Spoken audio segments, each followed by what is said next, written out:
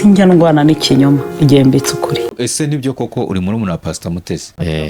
Ubwo haza abagore 5 bakikiye abana 15 Uwiteka yampembye muzo ndagiye. Omana ko naje mvuga ngo nje kuvuga ubutumwa bwiza bwa Yesu Kristo.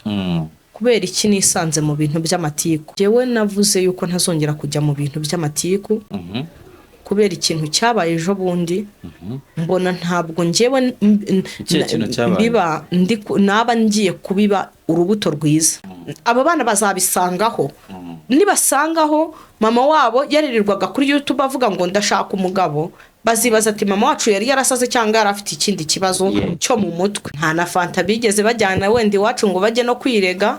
Ejo bundi ugize gutya ukabona Pastor Mutesi yakoze ubukwe, wabyakiriye ute? Urwo rugo agiye gushaka ntago ari bo bazamutunga, sibo bazamugaburira, usibye ko abantu batimenya. Harya Yesu bamuzanira indaya yasambanye, bigeze bamuzanira wamusambanyije. Mwana wa mama n'umugabo wanjye va mu byaha hungu dapfa, kubera ko ibyaha birica. Reka gukora ibyaha, reka gukora ibibi. No mu rusengero turabatunze bene nk'abo ngabo. Hari abaza bakamenekera umutima Imana bakatuza akanwa kabo. Satani ashobora kukongorera akajwi gato gusa kagahita kaba ikintu kinini muri wowe cyane. Ngewe mu izina ry'umugabo wanjye bayi ndagusezeye. Urwo rubanza rw'atagusezeye rurangire. Uyu mugabo ntabwo amubonye aturutse mu ijuru, aturutse ku isi. Isi yavumwe ikavuga ngo genda wasubonye ishyano. Ese nibyo koko mu byumba by'amasengesho haberamo ubusambanyi? Nanjye nari mfite icyumba cy'amasengesho, se batarafunga ibyumba by'amasengesho. Ibyumba by'amasengesho bavuga ni gute, umbwira gute ngo bahuriye mu byumba by'amasengesho bya hehese? Ikindeba no kubwira Sandrine ngo no gusigasira gatama mfite kagifite ibikomere by'ibyo kariye n'ibyo kanyweye. Pastor Mutesi avuga ko uri ari inama ye yatukuye mu nama ze, akavuga ati reka ndagendane n'inama yanjye. Ni intama yiwe cyangwa ni intama y'Imana? Yavuze ngo ni inama ye. Ahubwo muri iyi minsi nsigaye mbona abantu amatika ariyo bumva bakiyumvira cyangwa bakikorera. Ntabwo ikihutirwa ari umugabo ngiye ku buzima bwanjye hejuru y'abana 5 mfite. Nta bintu by'amatiku, nta bintu by'ubujajwa tugeze. Yes, reka nongera mbahereza ikaze bakunzi bacu, nanjye mbasaba mbifurize gukomeza kugubwa neza aho muri mwese impande zitandukanye z'igihugu. Uyu munsi tugarukanye n'umubyeyi, tugiye kuganira ibintu byinshi bigiye bitandukanye, cyane turaza kwibanda kuyoboka Imana ariko rishingiye ku buzima bw'iyi minsi. Umeze gute mu macu? Turashima Imana. Umeze neza? Meze neza. Babita bande? Nitwa Yamfashije Claudine. Nitwa Yamfashije Claudine. Yego. Okay. Yamfashije Claudine, tugiye kuganira. Hari ahantu nabonye mbona ku kiganiro banditseho ngo uri muri umuna Pastor Mutesi. Yego. Kuki ese nibyo koko uri muri umuna Pastor Mutesi? Mu buryo bw'umwuka. Kwa ngo we na Pastor Mutesi muravukana? Mu buryo bw'umwuka muravukana. Yego. Twiganire rero twinjire mu kiganiro. Hari cyose utangira usenga buriya? Yego. Tubanze Mana yacu, uri Imana nziza, uri Imana ikomeye, uri Imana ikiranuka muri byose. Twongeye kugushima no kuguhimbaza, tugushimiye neza n'urukundo rwawe. Uwiteka mwami wanjye, Mana yanjye, yaka kanya duheje imbaraga z'umwijima mu izina rya Yesu. Turaritse Imana Data n'Umwana n'Umwuka Wera, bize bituyobore muri iki kiganiro, utangirane natwe kandi umuntu wese ugiye kudukurikirana kibi ikiganiro kimwubaka, kibi ikiganiro cyubaka buri muntu wese uri budukurikirane mu izina rya Yesu Kristo. Ngwino ubane nanjye, unyiyoborere magambo yose Mana nyagora ku ngoma asohoka mwaka kanwa, uyaherekereje Mana nyagora ku ngoma imbaraga zawe n'imbabazi zawe, kubera ko jewe Mana nyagora ku ngoma ntacyo ndicyo, ndi umuntu uva inyama n'amaraso, ariko Kristo uko ushaka ko nkora cyangwa se uko ushaka kunkoresha uba ari kunkoresha. Izina rya rishimwe kuko uri Data wa twese mwiza, ni mu izina rya Yesu, amen. Amazina nabwiye ngo nitwa Yamfashije Claudine, ndi umubyeyi w'abana 5. Mbarizwa mu itorero rya Revelation. Ndi umukristo, nkunda Imana n'abantu b'Imana, ibindi Yesu aduhana umugisha. Channel yanjye yitwa Yesu ari ku ngoma TV. Yego. Muraza kudukurikirana cyangwa se abakunzi ba Yesu ari ku ngoma TV. Yego. Mbifurije amahoro y'Imana aho muri hose, ndabizi murankunda. simujya muhwema gukurikira ibiganiro dukora uko bwije n'uko bukeye, ndabizi birabanezeza. Nzi neza ko n'iki ngiki tugiye gukora nacyo kiri buze kubanezeza. Yego. Kandi wowe utarakora subscribe ukore subscribe, ukore share, comment. Yego. Imana igushyigikire, twamamaze ubutumwa bwiza bwa Yesu Kristo. Imana rero iduhana umugisha. Yego. Okay. Ni byiza cyane ko utangiye ubwira abantu gutyo. Noneho ndagira ngo uno munsi noneho ikiganiro dukora kibande kuyobokamana, ariko none tugendera ku bintu biriho muri iyi minsi biri hano hanze, kuko ubona ko ntabwo ko urubyiruko ari urubyiruko, ari abantu bakuru ubona ko bangiritse. Ubona ari iyihe mpamvu ibitera kugira ngo muri kino gihe ubona abantu benshi barangiritse, yaba abakozi b'Imana twaje dufite bakagombye kutwigisha, tukabona ntabwo ari bo bari kutwerera imbuto, ahubwo ukabona biri kwangirika ibyabo? Jewe ndebye mbona ikintu kiri gutuma ibi bintu by'abakozi b'Imana bangirika pe, ntabwo navuga yuko atari abakozi b'Imana cyangwa se umwuka w'Imana utakibariho, ahubwo nsanga aba bantu Imana yarabahamagaye koko ibahamagara nk'abakozi b'Imana. Yego. Ariko imaze kubahamagara iranabakoresha, ibakoresha imirimo n'ibitangaza, ahubwo nsanga aba bantu baje guterwa n'umwuka w'ubwibone no kwishyira hejuru. Yego. Kandi urabizi ko ubwibone nibwo bwakuye Satani mu ijuru. Rero umuntu yakora ibitangaza ntabwo ari umuntu uba ubikoze, ahubwo ni Yesu uba ubimukoresheje. Yego. Akiyumvamo izindi mbaraga, agahita yumva nyine arabyimbye, akumva arabyibushye, mbese akumva nyine ni umuntu w'intakoreka, akumva ni umuntu udasanzwe. Noneho habaho wenda, noneho urumva wa muntu ko Imana muhamagaye wenda aciriritse, nta n'uburyo nta n'ubushobozi. Noneho wa muntu agatangira gusengera abantu bakamwiyumvamo, abantu bakamukunda. Rimwe na rimwe ugasanga abakozi b'Imana rimwe na rimwe bagashaka gusengera abantu bafite babakire, bafite ubutunzi, babandi babakene ntibabyiteho kuko ntacyo bafite cyo kubaha. Nkasanga rero ari umwuka wo kwishyira hejuru wateye abantu. Ikindi, abantu baterwa n'umwuka nyine wo kumva yuko impano Imana ibahaye bazicuruza bakazikoramo bizinesi. Ugasanga rero ubwiza bw'Imana bubavuyeho. Ugasanga nta bwiza bw'Imana bukibariho. Hari abantu benshi bajya bakunda kwibaza icyo kibazo bati, ese kuki abakozi b'Imana akenshi b'abadamu bakunda kuba ari abadivorce, biterwa n'iki? Subo nabivuga gutera sinzi ukuntu nabivuga. Hari n'abandika bati ese kuki abakozi b'Imana ingo zibananira? Ariko wenda njyewe nitangiyeho urugero. Njye sinigeze nsezerana n'umugabo. Urumva njye nashatse nyine kera nkiri nyine iyo ngiyo uriyo Dubai, nkubitana n'umuntu turabana, ariko nabwo nyine ntibyakunda, biza kwanga. Cyo yabaga Dubai? Oya, iro Dubai kwa Makiri. Yego. Iro Dubai ni he? Mu byaha iyo ngiyo. Okay. Ariyo nibera. Ni bwo ngo washatse umugabo ukiri umupagani. Ukiri umupagani. Ariko nyuma nza kumenya ijambo ry'Imana rirambatura, rimvana mu byaha. Nyuma yo kuva mu byaha rero urumva nyine nakomeje nyine gusengana n'iyi saha nkisenga. Rero abantu bakunda nyine kuvuga icyo kibazo, erega hari ntabwo namenya iby'umuntu wa divorce ntarigeze ngiye divorce. Yego. Burya umuntu amenya ikintu yaragikandagiyemo. Sibye nyine ibintu byateye byo muri iyi minsi, umuntu ajya hare agashyushya inkuru y'umusiribateri, ubusiribateri yabuvuyemo nta kinaburimo, ukavuga ikintu udahagazeho utanazi. Ni gute umuntu wubatse urugo byahiriye byagenze neza avuga iby'abantu ba divorce kandi icyo gikomera atarigeze agikandagiramo? Ibibazo. Si ikibazo gikomeye. Urumva njyewe rero ntabwo namenya ngo sibigeze bansaba, icyo ni icya mbere. Ntibigeze bankwa, nta na fanta bigeze bajyana wenda iwacu ngo bajye no kwirega. Mu myaka 10 narimbanye n'umugabo, ntabyo nzi, ibyo ntabyo nigeze mbona. Sinajya kumenya ibya divorce, ntarigeze nana divorce, nta meta kuva navukana nigera nambara. Yego. Ariko byibuza wowe reka wenda tubyinjiremo tubonera ko byinjiramo. Ejo bundi ugize gutya ukabona Pastor Mutesi yakoze ubukwe, wabyakiriye ute? nabyakiriye neza cyane. Nabyakiriye neza cyane rwose. Ntize ko amahirwe ya kabiri abaho. Amahirwe ya kabiri abaho kuba yamukorera ubukwe. Ijambo ry'Imana riravuga ngo nta mpamvu ko umuntu yaba wenyine.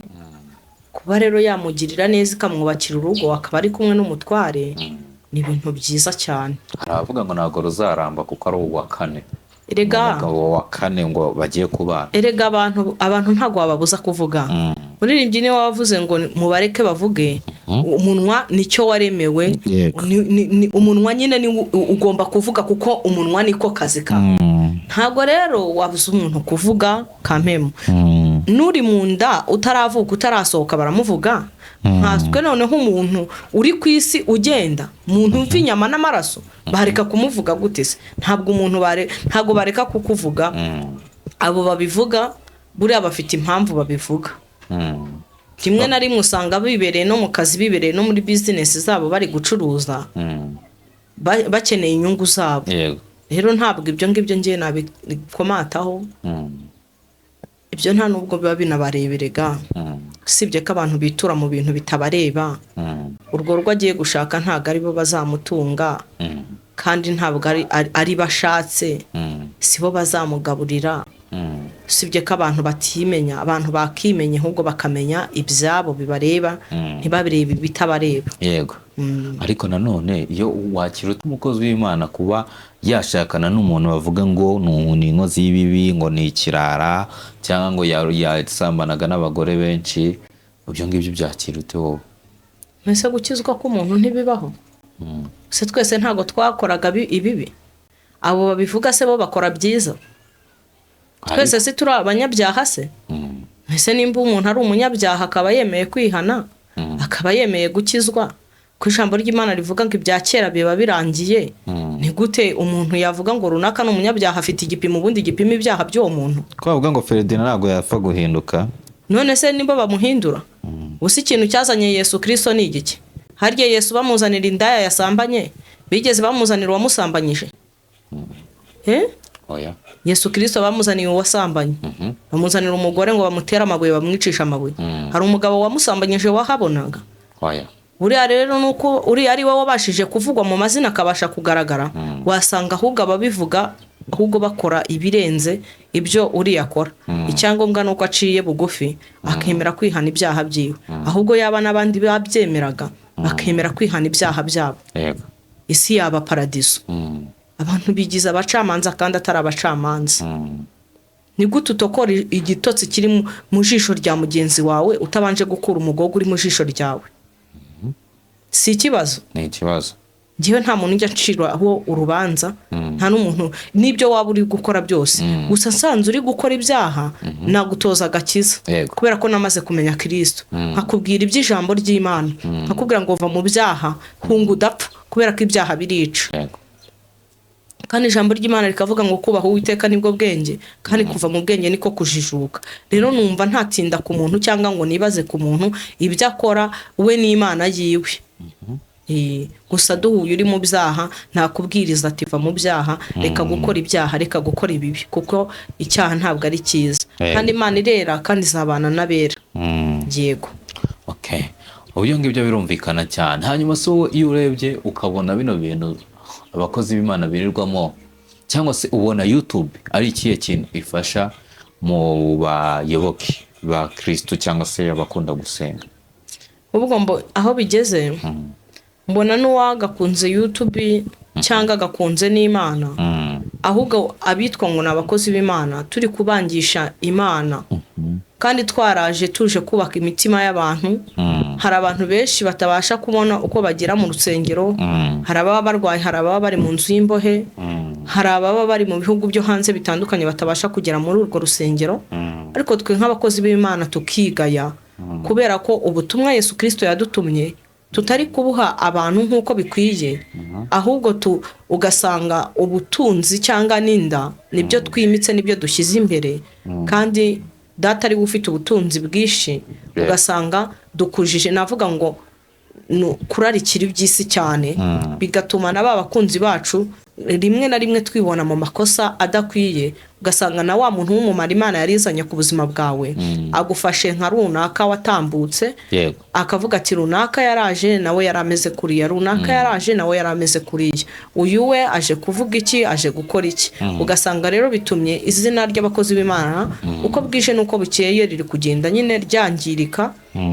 Sibye Imana yonyine yabyikorera igatoranya intama zayo, irazizi kuko urufatiro rw'Uwiteka rwanditseho ngo Uwiteka azi abantu biwe. Abo bantu biwe Imana ikongera ikabakoresha bundi bushya, tukabasha kwamamaza ubutumwa bwiza bwa Yesu Kristo noneho mu murongo mwiza. Nicyo kintu nakumva cyakorwa cyangwa cyabaho. Okay, hanyuma iyo ubona nk'umugore cyangwa umuntu wari usanzwe afatwa nk'umupasiteri ashobora kuza agakora ikiganiro avuga ngo nasambanye cyangwa nari indaya ya runaka, ubwo ndi kuvuga wa mugore waje akavuga kuri Pastor Mutesi, biriya suga nabyita gute, ari igihe ijisho ry'Imana rirareba, kandi ijisho ry'Imana, ijambo ry'Imana riravuga ngo murabikora nk'abihorera mukagira ngo mpanywe namwe. Ntabwo Imana ari injiji, nta nubwo Imana ihwema kureba ibyo dukora uko bwije n'uko bukeye. Imana iranzi kandi nawe irakuzi, n'abariya bose Imana irabazi. Hari igihe ukora ikintu kikageraho Imana kikayirenga, bikaba ngombwa yuko Imana igushyira nayo ubwayo hanze, cyangwa se igukubita akanyafu. Hari igihe ushobora kuba uriya mubyeyi ari nk'akanyafu Imana yari imunyujijeho, ariko ejo ijambo ry'Imana riravuga ngo umukiranutsi wanjye naho yagwa ntabwo azarambarara. Ejo akongera akagaruka mu murongo w'Imana, kubera yuko Imana ni data kandi Imana ni umunyembabazi.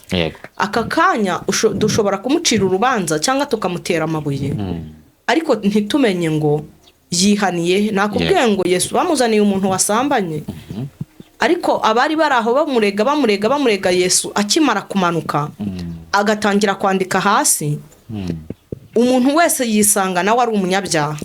Eske kuba uriya yaje wakabyivugira akabyatuza akanwa kiwe? No mu rusengero turabatunze bene nk'abo ngabo. Hari abaza bakamenekera umutima Imana bakatuza akanwa kabo, hari n'abaza bakarindira ati reka abahanuzi baze kuturondora, agasohoka kuko batarondoye ku busambanyi bwiwe, agasohoka batarondoye ku byaha byiwe, akavuga ati hari ahantu nta mwuka w'Imana hano uhari.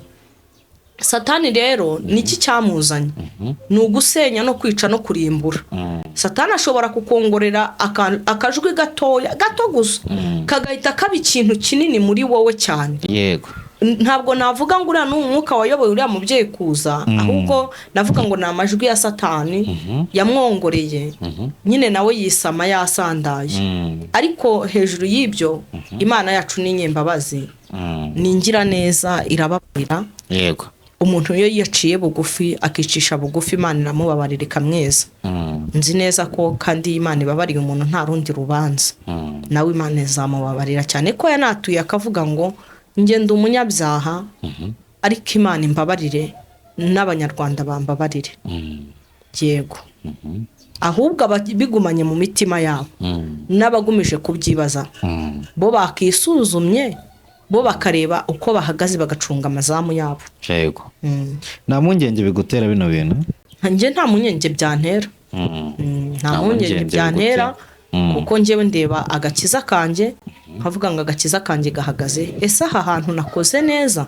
Ese aha hantu Kristo aramutse aje nagenda cyangwa nasigara? Icyo ngicyo nkakibaza, nkatekereza cyane, na nyuma yo gukora ikiganiro ndatekereza nkavuga ngo ariko ibi bintu nakoze nibyo? Umwami Yesu aramutse aje nagenda mu bana biwe? Nanjye nkinigura nkasanga rimwe na rimwe hari aho naba natandukiriye cyangwa naba nakoze ibidakwiye, nkasaba Imana yanjye imbabazi. Wowe mu gihe uramutse ushatse umugabo, cyane ko nawe wavuze ko muri kino gihe uri wenyine, ugashaka umugabo hakaza umukobwa, hari nk'umukobwa bita Liza, sinzi nimba umujyi umuzi ureba ibiganiro byo akora, uramuzi Liza? ndamwumva. akaza akavuga turiya mugabo Mutesi yashatse yaransabye ndamwima, kandi agaharanira no kwerekana akanabivuga ibimenyetso, akanavuga ahantu basangiriye ubugari, ahantu basangiriye inzoga, akabivuga kumva koko byarabaye. uwo mugabo mwagumana. Erega Satani nawe ni umukozi, nese namwirukana. Hari umuntu none se wakanga umuntu wamaze kumukunda ngo kubera ko rero urukundo ni ikintu gikomeye cyane. Ijambo ry'Imana riravuga ngo urukundo rwihanganira byose. Nimba umuntu umwakiriye kandi ntabwo ari marayika wakiriye, ntabwo umuntu ari marayika wakiriye, icyo ni icyambere abantu bajye bakimenya. Ntabwo uyu mugabo ntabwo amubonye aturutse mu ijuru, aturutse ku isi. Isi yavumwe ikavuga ngo genda wasi ubonye ishyano. Rero twabayituyeho ntabwo tuzabura kugeragezwa. Ntabwo rero uyu muntu kuba yarakoze ibibi cyangwa agakora ibyo byaha ntabwo byatuma umwanga, kubera yuko tuvuze ngo twanze abantu twakwanga benshi. None se twebwe Kristo ko yatwakiriye kandi akatwakira natwe tutari beza, akemera kudupfira ari mwiza kugira ngo ibyaha byacu bisibangane. Ujya wageze ku rwego rw'uriya mutipe ibyo bamuvugaho nawe ugeze ugera ku rwego rwabyo. Uriya afite ibyiwe, nanjye mfite ibyanjye. Buri muntu wese agira aho yanyuze. Washobora kuba yaraciye muri iyo linye cyangwa muri uwo murongo, nanjye mfite ibyo. Buri muntu wese agira ejo hiwe hashize. Nanjye mfite ibyanjye, n'uriya nawe afite ibyiwe. Ubwo rero ntabwo ngewe namutera amawe cyangwa se ngo mvuge ngo ndakwanze ngo kubera yuko ngo numvise ibi ngibi ibi n'ibi. Nese hari umuntu utahinduka? Nta muntu utahinduka pe. Ariko hari bavuga ngo uriya ngo ntabwo yapfa guhinduka. Bavuga nyine bande se? Bo ababivuga bo ni bande? Abo bantu babivuga bo ni Kristo bivuze se? Si abantu babivuze se? Abantu ni abantu rero. Hanyuma se wowe iyo urebye, wowe na Twitter tujya muri rusange abakozi b'Imana turababona, ni byiza, biradushimisha kuba kuri runo rubuga rwa YouTube namwe tubabona cyane kuko hari byinshi twigiramo. Ariko se nka none iyo ubonye nk'umupasiteri ukabona nka Pastor Claude arimo arirukanka arimo aravuga, sabonye ka kavido akavuga ngo muhumure. Kana nk'umupasiteri atangiye kwijandika mu bintu bya politike n'iki. Ubwo ubonaho nta kintu byangije ku isura yanyu y'abapasiteri. Si bitwereka ko namwe twari dufite mwenge mu kivuga ibintu bizima, namwe ejo bundi mutazagenda hano mugiye gushaka views. Nakubwiye ngo abantu batakaje Imana.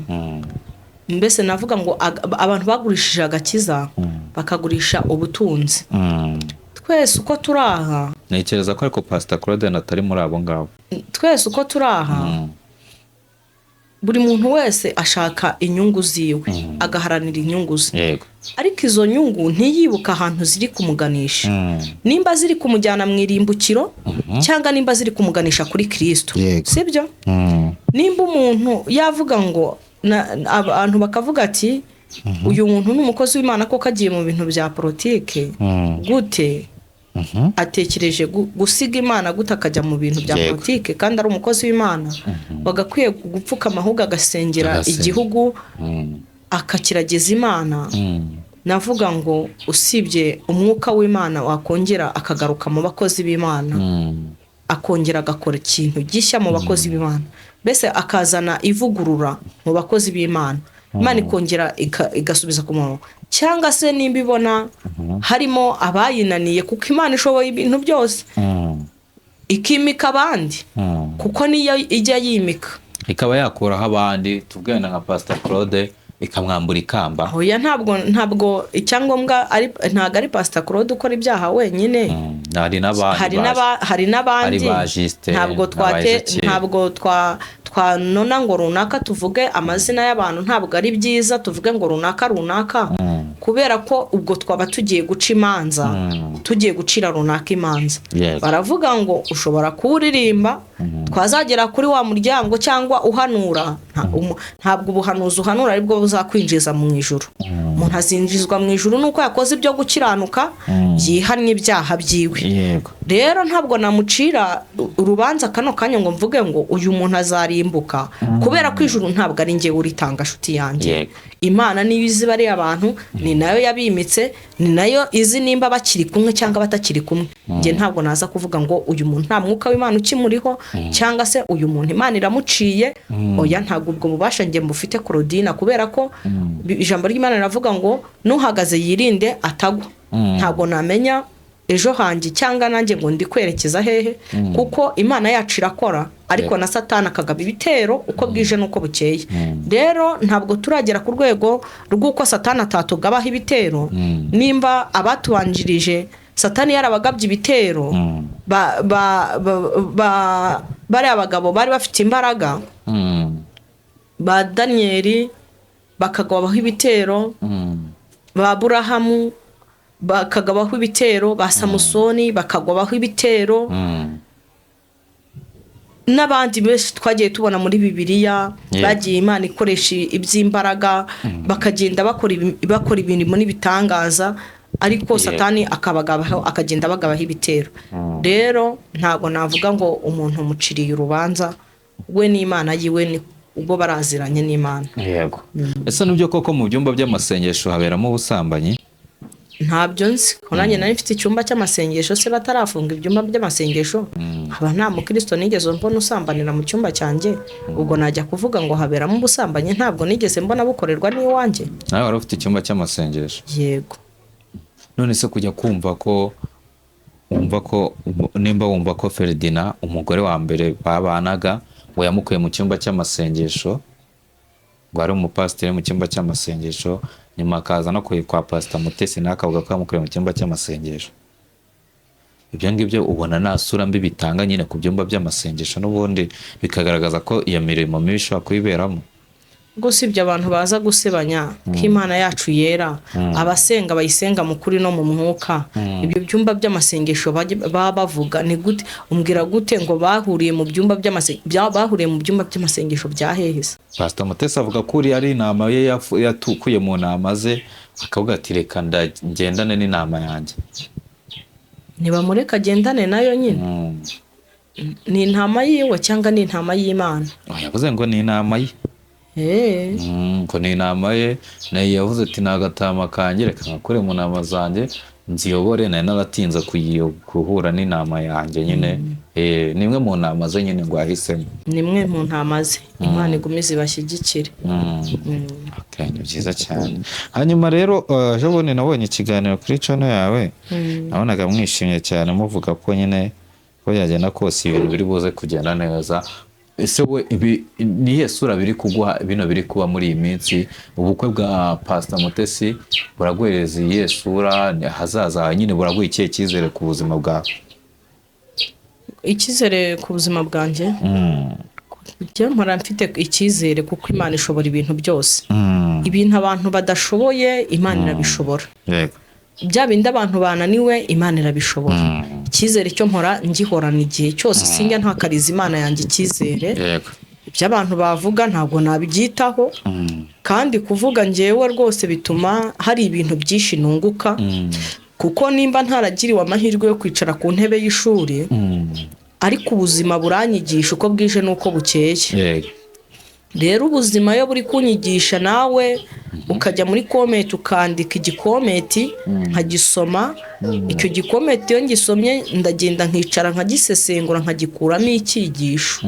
Ni biramfasha cyane cyane rwose cyane, kuko hari igihe twabayeho twifuza kuba muri sosiyete y'abantu, twifuza kuba muri sosiyete y'umuntu wanakugira inama ukamubura. Ariko buriya kuri YouTube naje gusanga ari ahantu heza. Kuri YouTube n'umuntu niyo mwaba mufitanye ikibazo akwanga, ugakora ikintu ahita aguhamagara akakugira inama, cyangwa se agahita ajya muri komenti akabyandika, cyangwa se umuntu ukwanga nawe agahita ajya muri komenti nawe akandika akakwihimuraho, niko nabivuga. Rero ibyo bintu ngewe maze kumva mbikunze cyane, kubera ko hari aho bimvana hari naho binjyana. Hari aho bimvana hari naho binjyana, nkabona rwose biri kunshyira mu murongo mwiza, nkavuga ngo iki ngiki nakibonye gutya, yaba muri komenti cyangwa ku bampamagaye hari iyindi fondasiyo y'ubuzima bundi ngomba kuva muri ibi nkajya muri ibi, ngomba gukora ibi ngibi nkakora ibi ngibi kandi nkakora ntashimisha abantu. Nta kintu cyashimisha umuntu n'iki na kimwe. Ushobora kubwiriza ukabwiriza neza, ariko muri uko kubwiriza n'ubundi abantu ntibanezerwe. Ahubwo muri iyi minsi nsigaye mbona abantu amatika ariyo bumva bakiyumvira cyangwa bakikorera, kubera yuko aribyo nyine bibahesha viyuzi. Njyewe mu minsi yashize nakoze akantu ariko ngakora nyine bikino kugira ngo koko ndebe ko ibyo umuntu yarambwiye ari byo. Nkumva njyewe cano yanjye icaho ijambo ry'Imana ku bantu babimenyereye, noneho mbona cano yasinziriye ntabwo iri kuzamuka. Umuntu arambwira ati ugomba guhindura kontenti. Ubundi rero tugiye kuganira ku kaganiro gatonya. Nta mugabo ngira, nawe nta mugabo ugira, twivugire yuko twishakira abagabo. Ku kaganiro naragakoze nyine twivugira ukuntu twishakira abagabo. Si uko nari nkomeje, kuko no mu bitekerezo ntekereza nshingiye ku bana mfite, numva Imana yampa ubushobozi n'uburyo bwo kurera abana mfite. Ntabwo ikihutirwa ari umugabo ngiye ku buzima bwanjye. Hejuru y'abana 5 mfite, numva Imana yampa ubushobozi bwo kugira ngo babana bige, cyangwa ibyo nkora nkabasha kungukirwa, nkabasha kubarera no kubatunga. Urumva gucumbika mu mujyi wa Kigali nta nzu ugira biba ari ibintu bigoye. Urumva n'umuryango mfite mugari. Rero n'ubundi umugabo hari igihe yaza mu buzima bwawe ugasanga wa mugani ni za sereri, ni isereri. Ariko akaganiro tugakora nyine gutyo. Ariko ndavuga ati iki kiganiro reka tugikore turebe.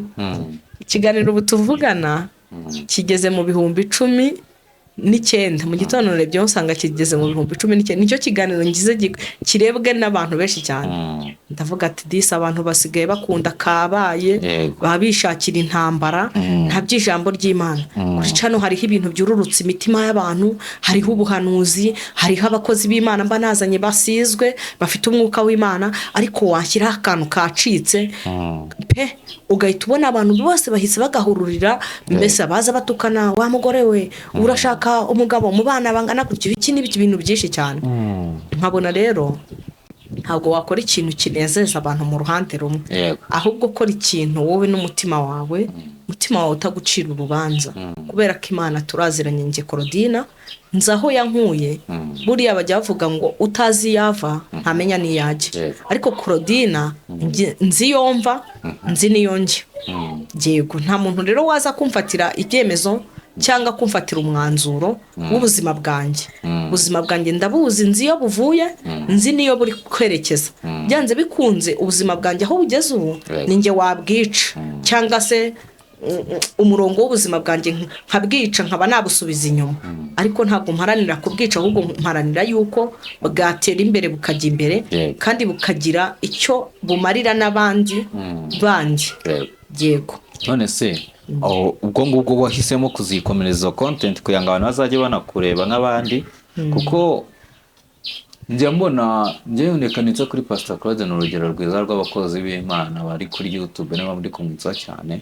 Hari ikiganiro yigeze gukora avuga ati abantu bakunda amatiku kandi tugomba kuyabasiwe wenyine, na ba Ezekiel na ba Juste bose bakunda amatiku, bose bakora ibiganiro by'amatiku. Yego. Ukabona nkawe ikiganiro wenda uri gukora wakoze gisa nk'ikijya muri uwo mujyi, ukabona kirarebwe cyane, ukahita ubona ko nibyo abantu bawe bakeneye. Ntitaye rero nta kintu byakwigisha ku buryo wumva ko nawe uzahindura umurongo. Njye mfite ikintu binyigishije muri iyi minsi. Haciyeho biriya bintu by'uriya mudamu waje kuri social media ari umukozi w'Imana. Yego. Abyigiyeho ibintu bikomeye cyane, mpita numva kuko sinzi ukuntu nabivuga, gusa nabyigiyeho ndavuga ngo Mana, ko naje mvuga ngo nje kuvuga ubutumwa bwiza bwa Yesu Kristo, kubera iki nisanze mu bintu by'amatiku? Mpita mfata umwanzuro mbwira Imana ngo Mana, wenda n'undi wese udukurikiranye, yaba ari kuri Yesu ari ku ngoma no kuri iyo channel yawe, ntago nyizi yo Stream Jesus TV. Yego. abantu badukurikiranye, yaba abanyamakuru bari budukurikiranye, njyewe navuze yuko ntazongera kujya mu bintu by'amatiku kubera ikintu cyabaye ejo bundi. Mbona ntabwo njyewe naba ngiye kubiba urubuto rwiza.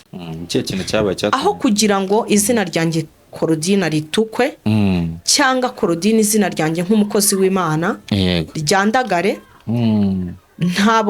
ntabwo njyewe nakemera ko izina ryanjye ritukwa. Oya, kandi ntabwo nakemera ko izina rya Yesu Kristo wankuye mu byaha ryakongera gutukwa ku bwanjye. Nzakomeza content y'ijambo ry'Imana, nta kindi kintu numva kijyanye n'ibintu by'amatiku nakongera gusubiramo. Nzakora content, hari ibintu byinshi. Wakora content yo guteka, wakora content y'ijambo ry'Imana, wakora content yo kugira ababyeyi inama, wakora content yo kugira abakobwa inama, ariko utisanze mu bintu by'amatiku ngo wicarane n'abantu bahora mu matiku uko bwije nuko bukeye. Ntabwo nzongera gukora ku bintu bijyanye n'amatiku. Uzajya umpamagara aje ngo dukorane ikiganiro, tuzaba tugiye gukorana ikiganiro cy'iyobokamana, cy'ijambo ry'Imana. Nzi Bibiliya nubwo ntayizi yose cyangwa ntayizi neza, ariko nzi ko umwami nkorera azayinyigisha nkayimenya neza.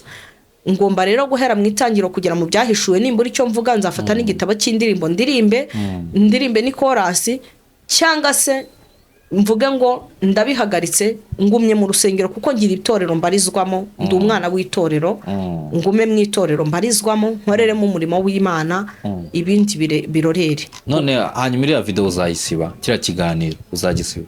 Ikihe? Kiriya kiganiro uri kuvugamo biriya bintu bijyanye n'ubundi n'amatiku. Kiriya kiganiro ndi kuvuga kiri kuri channel yanjye? Yego. Akiriho. Ikiriho ni umumama bari bukubaza, nanjye ndi gusobanura impamvu. Ni kuvuga icyo mwakoze muvuga ngo by'umugabo. Kiriya kivuga kari akaganiro ko ntabwo nakareka.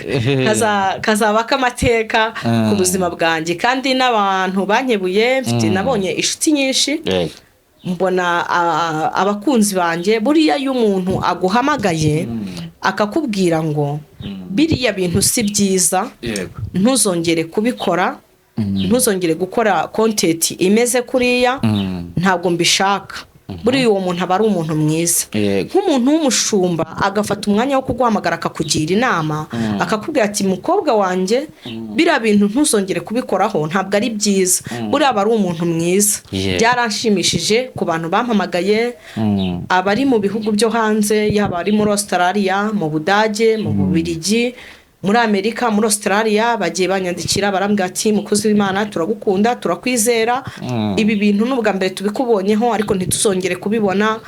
Hari n'abantu bamwe nyine bambwira ati ntituzongere kukubona wicaranye na barunaka bamaze kwangirika, sidushaka ko wangirika. Vuga ijambo ry'Imana nimba bikunaniye, utubwire tugutera n'inkunga, ushaka icyo gukora, tumenye ngo wicaye muri botike cyangwa wicaye mu bindi bintu uri gukora business, ariko utaje gushakira indonke kuri YouTube cyangwa amafaranga. Ntayo wabona, ahubwo ubugingo bwawe waba uri kubushyira hamwe. Kandi koko nkasanga ubugingo bwanjye naba ndi kubushyira ahantu hatari heza. Niyo mpamvu nanjye numviye abo babyeyi.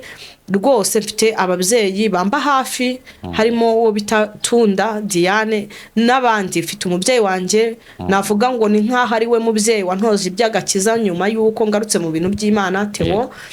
Mfite inshuti nyinshi zigenda zingira inama, zigenda zimpugura. Pastor Cedric, Imana ibampera umugisha. Abantu bose bampamagaye bakangira inama yo gukomeza umurongo, sinongere gutandukira ngo nje mu bintu bidafite umumaro. Barambwira ati niwongera kutwohereza ibiganiro tukabifungura tugasanga ari amatiku, situzongera kubireba. Ndavuga ngo naho nakora ikiganiro cy'ijambo ry'Imana kikarebwa n'umuntu umwe gusa, azumva icyo nashatse kuvuga.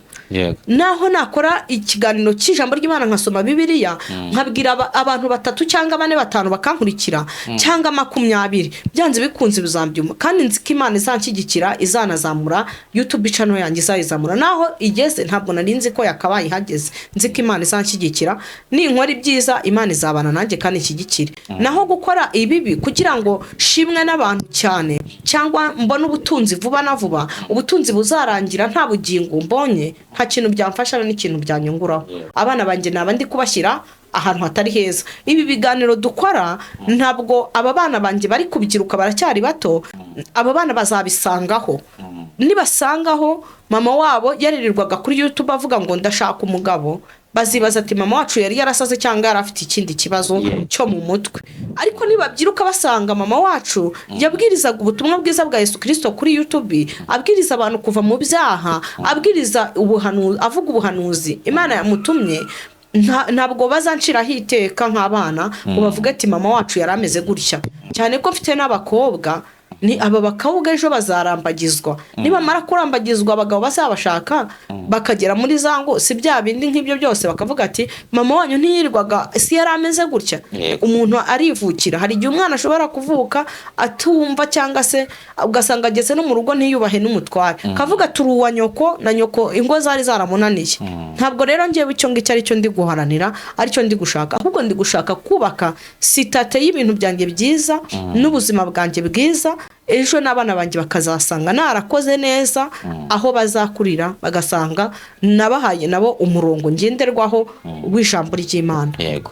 Okay, ibyo birahagije. Ni kumva twagana ku musozo. Mbere ko tugana ku musozo, sinzi nimbabwira abakunzi ba YouTube channel yawe, ndetse ukanasobanura n'abakunzi bacu bakamenya ibiganiro cisha kuri channel, mbese ubusobanuro ku buryo hari abantu bacu baza bakagukurikirana, kuko urumva na hano ugaragara buri munsi bitandukanye n'ahantu hari igihe umuntu ashobora kukubona hano rimwe akavuga ati uyu muntu namukunze, yifuza kuzajya ndeba ngumya kureba ibiganiro byiwe kuri YouTube channel ya Yesu ari ku Ngoma TV. Yego. Niyemeje ko tugiye kujya tukomeza nk'uko twatangiye, tukajya ducishaho ijambo ry'Imana, ubuhamya, ababyeyi babizobereye bazi guhugura abandi babyeyi bakaza bagahugura, hagacaho ubuhamya bw'ubuzima bw'umuntu bw'ibyamubayeho. Ariko ibintu by'amatiku mbasezeranyije ko ibyo bintu mutazongera kubibona kuri YouTube channel rwose. Mujye mureba, mufungure murebe. Nuko ngo uri usabye imbabazi abakunzi bawe, ni ukwamamaza ubutumwa bwa Yesu Kristo. Yego, nta bintu by'amatiku, nta bintu by'ubujajwa. Tugeze mu murongo mushya nk'uwo twatangiriyemo, ni ugukora ijambo ry'Imana rikubaka abantu, Abanyarwanda n'Abanyarwandakazi, abatuye isi yose, abari muri Amerika, bari mu bihugu bigiye bitandukanye, badahwema kudukurikirana, kandi nzi neza ko bizagenda neza. Abashyigikiye muze twagure ubwami bw'Imana. Aho naba nakosa nk'umuntu muzajya mungira inama, ariko nzi neza ko uyu murimo nimumfasha kuwukora uzagenda neza, nimunshyigikira bizagenda neza. Harokoka umwe, harokoke babiri, ariko turi kugana Isiyoni. Rero Yesu abaho umugisha, ndabakunda cyane, kandi Imana igigumiza ibandindiraho muri mwebwe mudahwema kudukurikira. Kandi nawe uje aribwo bwa mbere, dukurikire rwose, wumve ibiganiro byacu, wumve ubuhamya, wumve ijambo ry'Imana, ukore share, comment, byose na subscribe. Imana rero iduhana umugisha. Yego, so urakoze cyane, reka mushimire. Wabwa nimero ya telefone 0783 70 275. Reka nisubiremo 0783 70 275. Imana iduhana umugisha. Murakoze cyane. Slim Jesus.